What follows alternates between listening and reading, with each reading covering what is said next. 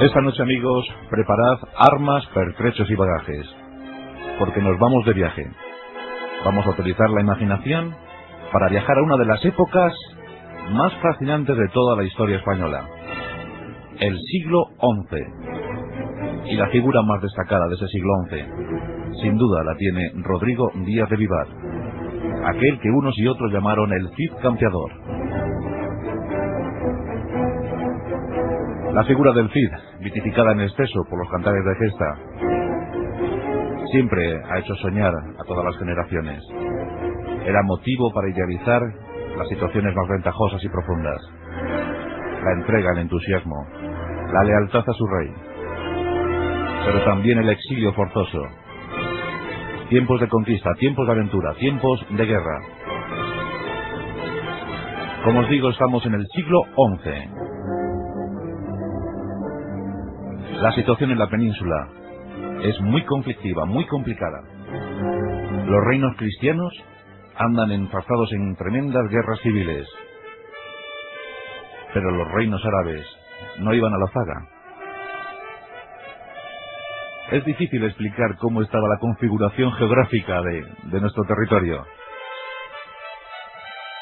Sobre los reyes cristianos hay que destacar la figura de Fernando I, llamado el Magno, rey de Castilla por derecho, y a su muerte pues cometió, dicen algunos, el pequeño error de dejar su reino, su potente reino, en herencia a sus 5 hijos.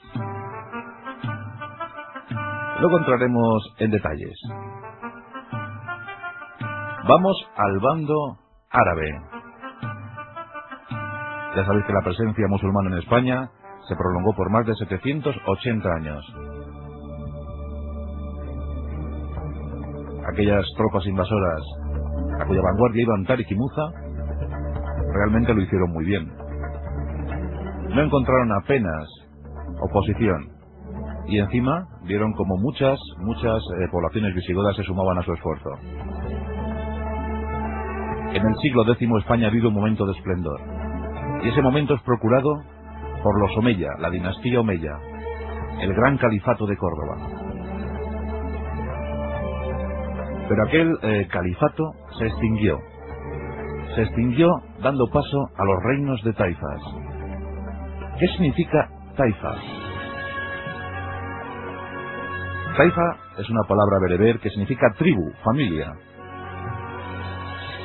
Una vez quedó desgregado el califato de los Omeya, el califato de Córdoba, la península ibérica se convirtió en una suerte de reinos de taifas. Diferentes familias se agruparon en torno a ciudades y crearon sus propios reinos. Cuentan los cronistas árabes que hasta 20 se llegaron a contabilizar. Entre estos reinos de taifas, el más poderoso era el de Sevilla, seguido muy de cerca por el de Zaragoza. Por tanto, en Andalucía y en Aragón, los árabes se encontraban perfectamente asentados.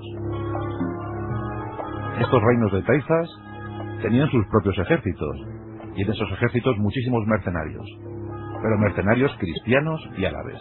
Había cristianos en esos ejércitos. Este dato es importante para nuestra posterior historia sobre el Cid Campeador. Los árabes combatían entre sí, pero también estaban muy presionados por los reinos cristianos. La reconquista era un hecho. Duraba ya 400 años.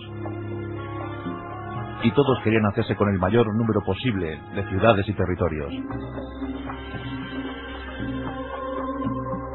Aún así, el mestizaje era un hecho claro. Convivían las tres culturas: árabes, cristianos y judíos.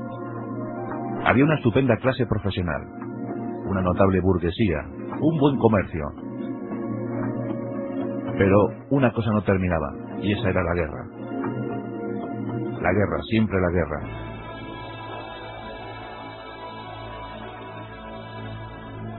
Hemos enmarcado la época, el siglo XI. Un buen número de reinos cristianos, multitud de reinos árabes. Vamos a Burgos. En una pequeña localidad de Burgos, o quién sabe si en la propia Burgos, nacía Rodrigo Díaz, el que se María de Vivar, hijo de Diego Laínez, Diego Laínez, a su vez, era hijo de un antiguo juez de Castilla. Por tanto, Rodrigo Díaz de Vivar nace en el seno de la nobleza menor de Castilla. Diego Laínez está al servicio de Sancho, del infante Sancho. Sancho era el hijo mayor de Fernando I el Magno. Y pronto, don Diego consigue que el joven Rodrigo entre al servicio del infante Sancho. Y éste le tiene en gran estima, tanto que a los 18 años le nombra caballero. Corría el año de 1062. Como ya hemos dicho, Rodrigo Díaz de Vivar nace en el 1043, aunque otras fuentes históricas afirman que fue en el 1040. Pero utilicemos la referencia del 1043 para nuestra historia. Por tanto, en el 1062 está a punto de cumplir 19 años cuando es nombrado caballero. Y Sancho era cada vez más fuerte. Así fue llamado Sancho II el Fuerte. En 1065 muere su padre, Fernando I. Y esta es la herencia, y este es el reparto. Fernando tiene 5 hijos. Para su hijo mayor, Sancho, el reino de Castilla. Para Alfonso, otro de sus hijos, los reinos de León y Asturias. Para García, el reino de Galicia y las posesiones portuguesas. Y para sus hijas Elvira, la ciudad de Toro. Y para doña Urraca, la ciudad de Zamora. Era el año de 1065. Y pronto las disputas entre hermanos se hicieron notar. Antes, veamos otra situación. Sancho quería ser el más grande, el más notable de los reyes. Y también había empezado su particular reconquista contra los árabes. Y después de alguna suerte de batallas, aseguró sus fronteras. Pero pronto se revolvió contra sus hermanos. En el 1066, nombra al más esforzado de sus caballeros, Rodrigo, le nombra alférez, portaestandarte de su tropa, su gran capitán para la tropa que iba a anexionar otros territorios de la península ibérica. En el 1067, Sancho inicia una campaña contra el reino de Taifa de Zaragoza. Allí se encuentra Al-Maknin, y Sancho somete a sitio la ciudad de Zaragoza. Tal es el valor del joven portaestandarte, tal es el heroísmo. Dicen que a veces llegó a lo sublime. Su lucha era enconada, era un buen caballero, sabía luchar, sabía perfectamente utilizar las armas de la época. Fue el lancero mejor espadachín. Los árabes le llaman Sidi. Sidi significa señor. En el cantar de gesta vemos como el mío Cid es Sidi.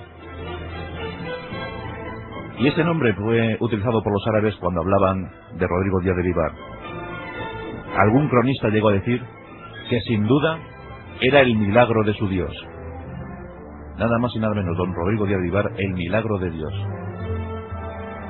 Su sola presencia en el campo de batalla daba moral y estímulo a las tropas. Era el más aguerrido, siempre a la vanguardia. No osaba que nadie le adelantara. No en vano, él era el propio adelantado. Se empieza a crear una leyenda en torno a él. Sancho somete a su hermano Alfonso y le procura destierro. Este lo localiza, este lo encuentra en la ciudad de Toledo. León y Asturias caen, también Galicia y Portugal, la ciudad de Toro. El rey Sancho II ya desde luego es el más fuerte. En 1072 somete a sitio la ciudad de Zamora. En ella se encuentra Urraca, su hermana. Las tropas de Sancho han cercado la ciudad. Y de esta ciudad sale un caballero. Sale un soldado. Y tiene una misión: matar al rey Sancho. El nombre de este caballero, Bellido Dolfos. El que pasaría a la historia como el traidor Bellido Dolfos. La traición de Bellido Dolfos. Bellido cumple con su triste misión y mata al rey Sancho. ¿Qué pasará? ¿Qué ocurrirá ahora? Alfonso reclama su derecho al trono desde Toledo. Regresa y asume ese poder. Le correspondía por linaje y por dinastía. Nos encontramos en Santa Gadea.